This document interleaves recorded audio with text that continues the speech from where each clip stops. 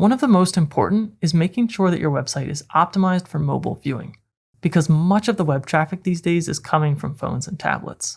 Let's click Edit with Elementor, and then in this top, let's click Tablet. If we scroll through the home page, this actually looks pretty fine to me as far as tablet viewing is concerned. So next, let's click the phone icon to see how this looks like on mobile as well. And it's not terrible, but specifically in this top portion, the elements look cramped.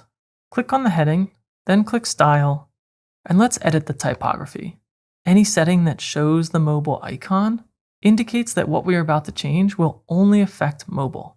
Let's make this font heading 40, and we'll make the font for the heading below maybe something like 20. Now if we click the desktop under this style bar, and we check the typography for the heading, it's still at a size of 90, just where we've left it.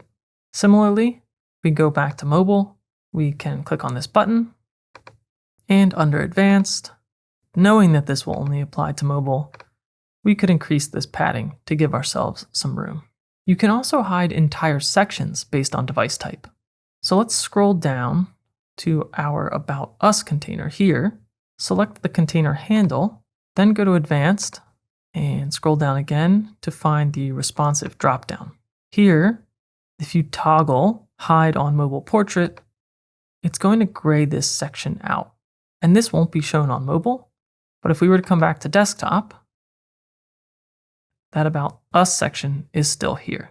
It's worth taking the time to walk through your site in mobile view to make any of the necessary adjustments.